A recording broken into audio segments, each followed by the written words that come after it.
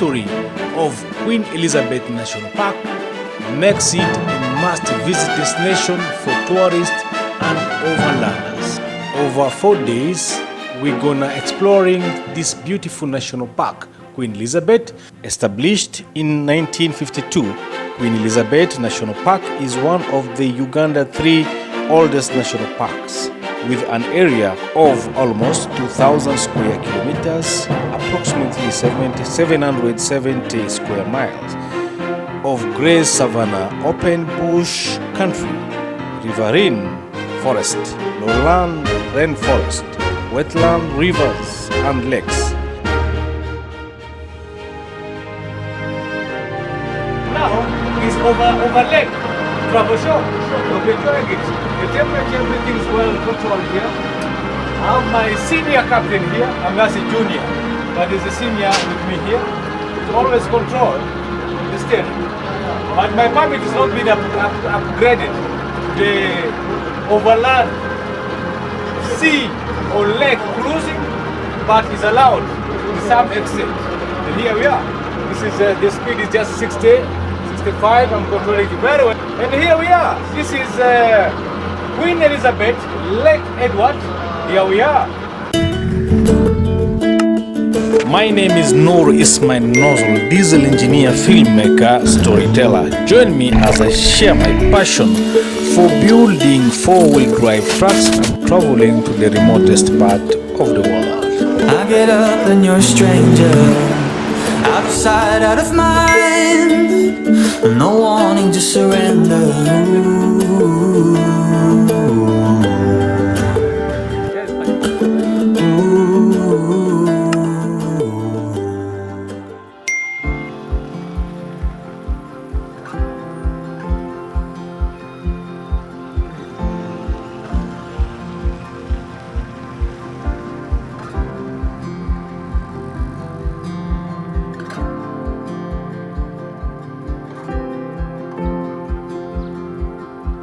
On our left is Lake Edward. Edward, sure. And Lake Edward is a transponder lake. Okay. We share it with the Democratic Republic of Congo.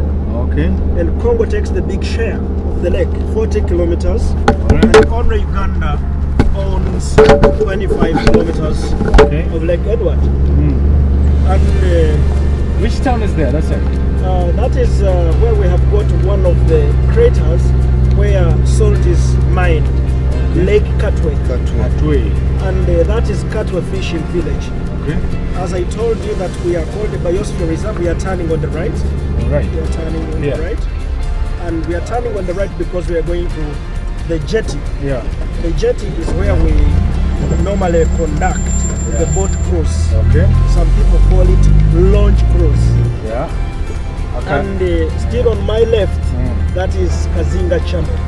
Okay. Kazinga Channel is a natural channel as a result of faulting. Okay. And the depth of the channel is 8 to 12 meters deep. Okay. And the length is 40 kilometers. Okay. It is connecting 2 lakes, Lake George in the east to Lake Edward in the west. Okay. And as we'll be exploring the channel today, we normally cruise towards Lake Edward because of the many attractions that we want the visitors to enjoy. Sure. All right. They can see even a majestic located of the Mwea Safari Lodge. Top there. It's amazing. So this is where the terminal is. Yeah. Okay. You can see our boats today. We're here. This is remember this peak season because of this new normal. Yeah. That's Taking why the left. the left.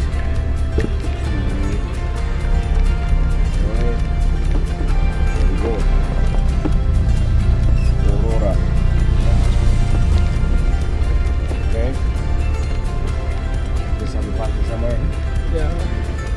What you can park straight. Okay, here, yeah. Okay.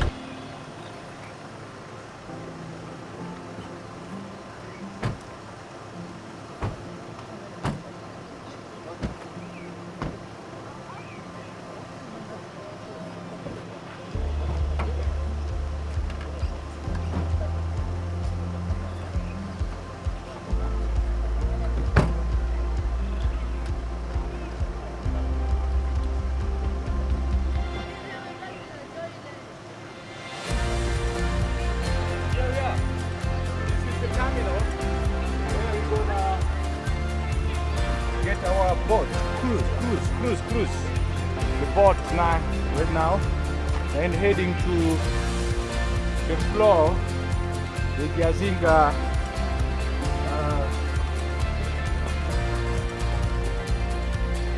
channel. We are ready with our cooler box, and the vehicle is parked there. Nice parking. You can look at the spectacular view of where Safari Lodge is well situated on the peninsula of Kazinga Lake. It's really lovely to be here. And today I'm very happy, enjoying being so excited about the moon. Over the moon. Joy and happiness to be here. And today I have a high expectation for the fishing day. Wow, what a beginning and what a day.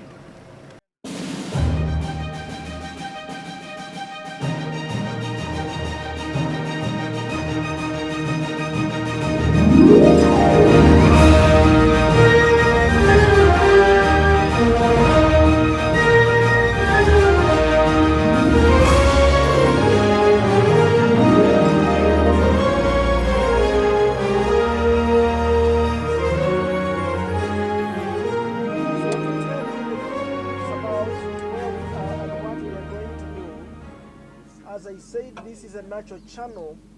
As a result of faulting, the depth of the Kazinga channel is 8 to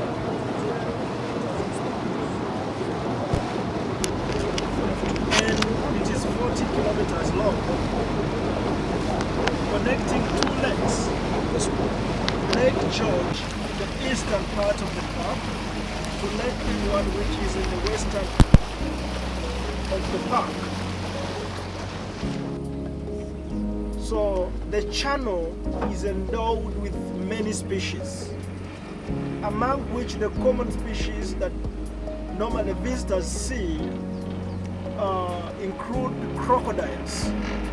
So on our today's boat cruise expectations, crocodiles should be on the checklist. At the same time, we are likely to see big schools of hippos very close. We are likely to see herds of buffaloes on the channel. At the same time, we encounter elephants on the channel.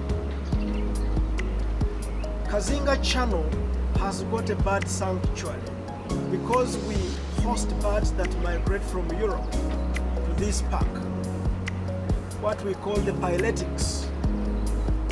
So currently we have visitor bird species or the migrants from Australia.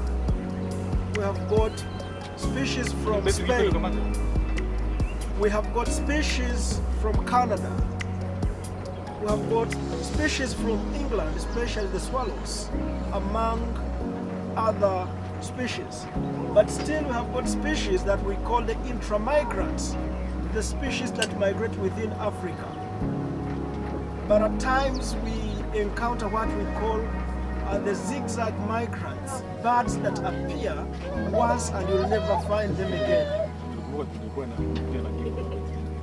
Like once we found a secretary bird in the Savannah, Kazinga. So we categorize that to be called a zigzag migrant. So we are endowed again with the 95 mammal species. At the same time, we have 614 to 640 species of birds. Remember, in the Uganda checklist of birds, we have 1,057 species of birds. So when you're in this park, you spot at more than half of the number of birds in the whole country, ranging from savanna birds to water birds to woodland birds to forest birds, as well as water birds, among other species. We are also endowed with 35 reptile species as well as 9 primate species. We have a unique kind of interaction between the people and the wild. And in total, we have 11 fishing villages in the park who once existed in this park even before the park was gazetted. But because we could not chase these people to go away, we brought them on board to make sure that they coexist with nature.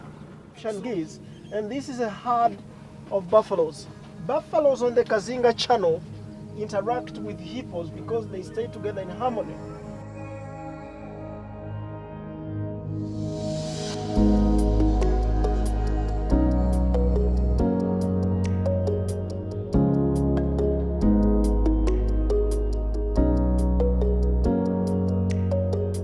Of defending themselves. Remember, hippos are creatures that can't live without water. So for them during the day, they are in the water. But in the night, all the hippos get out and go to graze. But 6 in the morning, they come to the water. And for buffaloes, they have come very early in the morning to relax in the water, halfway submerged, because they are ruminants and they are at this time chewing the cud. They are four-chambered stomach animals that reach at a point after grazing, then they have to get time to relax to make sure that they chew the cud. So hippos have got a lifespan of 40 years and a gestation period of 8 months. You can see one of the hippos just relaxed amidst the buffaloes. And in sub-Saharan Africa, hippos are the most killing animals next to buffaloes, because in their nature they are territorial. If there is any newborn male in the school, the dominant male kills it because it has fear for that element of competition. It knows when I leave him to grow, he will chase me out of the school, and that will be the end of me. So these male hippos kill every male that is born. So mothers normally shy away and stay in a solitary life, hiding their young males from the dominant male. So when you get closer with an oar and a canoe, you will not make it. It overturns it, and that is the end of you. It is not killing you to eat you or feed on you, but to defend the young male from the dominant. Look at the crocodiles. If you look in the little green, I'm seeing 2 and 1 is facing us, and 2, all of them, their mouths are wide open. And that is one way they regulate the body temperature. Crocodiles are creatures that live between 100 to 200 years. And they lay their eggs on land. And as they lay eggs on land, they normally come after digging a hole and putting in eggs, they cover. So they normally come to settle on that sand, but in settling on the sand, they are giving incubating conditions to the eggs.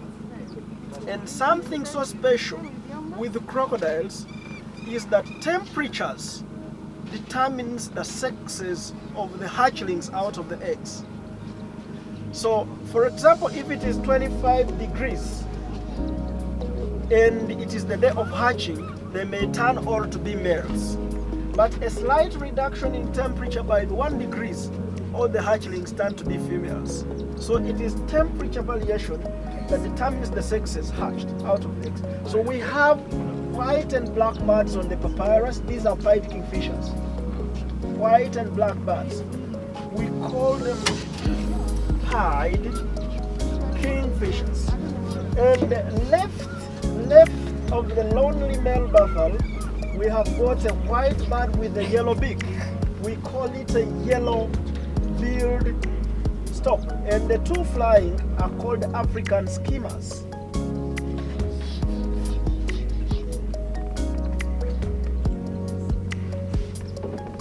rarely you find hippos on land, but when you are able to find hippos on land, they stimulate a hormone that shields their skin from getting sunburn because they are bare-skinned. And that membrane is called a hypothalamus membrane. So it stimulates a blood-like substance which acts as a sunscreen. You can call it a body lotion that reflects the UV rays from not causing skin cancer to the hippos.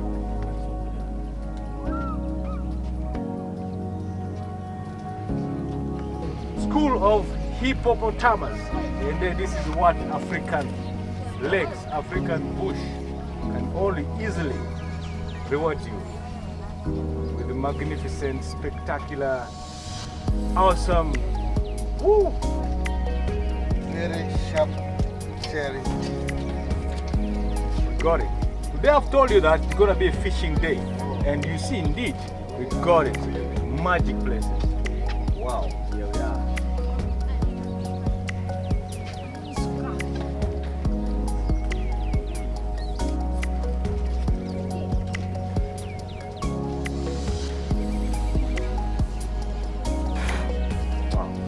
How do you call that? Yeah, That sound normally- effect. Normally that's when they're breathing in and out. Breathing it out. Yeah. Hello, hippopotamus. Hippo. Woo. Sorry? Woo. Sorry? Really beautiful scenery. Beautiful, magnificent. When you see hippos, you feel like you're in Africa. That's the rewards traveling in Africa and have first sight at the right spot. Wow. That's where you have the fantastic views within the park. Yeah. The best views, but not many animals. Nice to see. Yeah, but still, animals are there. You can find primates, baboons, waterbucks. okay. Yeah. Yeah.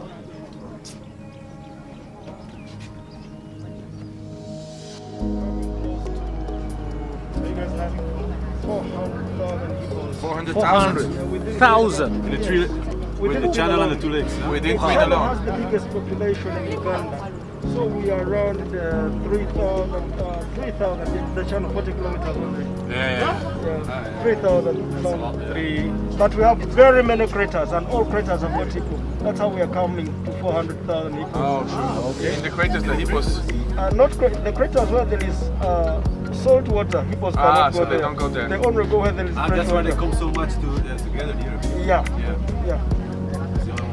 So we have got communities where hippos are very many, but at the same time, most of the craters that have got fresh water inside the park have got bigger populations. Yeah.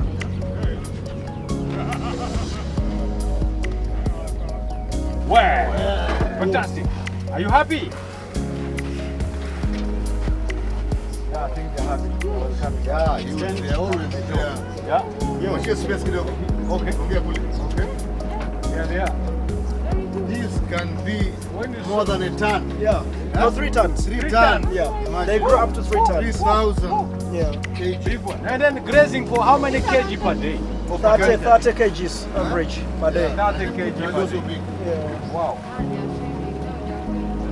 But they stay in harmony with other Yeah, friends, yeah. colleagues.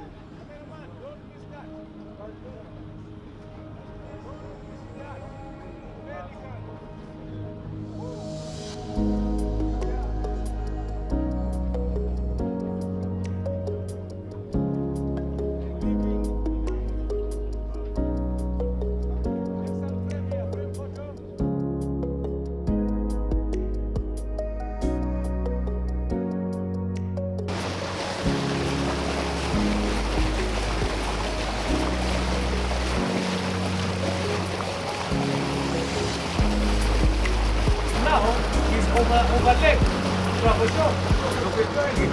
The temperature, everything's well controlled here. I have my senior captain here. I'm just a junior, but he's a senior with me here. To always control the steering. But my permit has not been upgraded. The overland sea or lake cruising, but is allowed to some extent. And here we are. This is the speed is just 60, 65. I'm controlling it very well. This is Queen Elizabeth, Lake Edward. Here we are. Fantastic, and we enjoy this smooth cruising the water. Fantastic, and then check out. Let us go to see our animals and enjoy. Senior Captain back on steering. Thank you, appreciate that. All right. Woo, here we are. He was asking us what we're doing. We are doing is what we call overland adventure travel show, and we are here for that. It's something new in Uganda, that's not new in the world. What we are forming now, what we call overland community in Uganda. So we are cruising, we are going places. We are going to places where the Google and Facebook never reached before. In Uganda, you know where is it? Where Google and Facebook never reached. That's where we are targeting. And tell the story of the road less traveled. Now we're telling the story of the lake less visited. So here we are. This is an intercontinental adventure. Cheers, guys. Good job. Upstairs. You know, I wanted to swim, but that's it.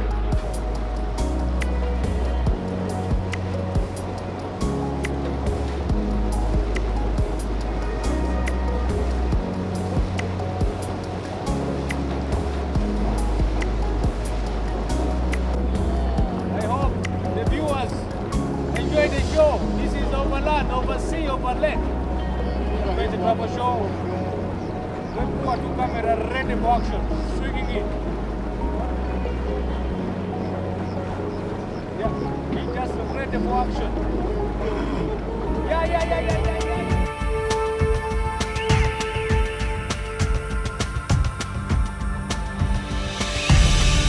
Thank you for watching. If you already subscribed, click the notification bell so you don't miss our weekly videos.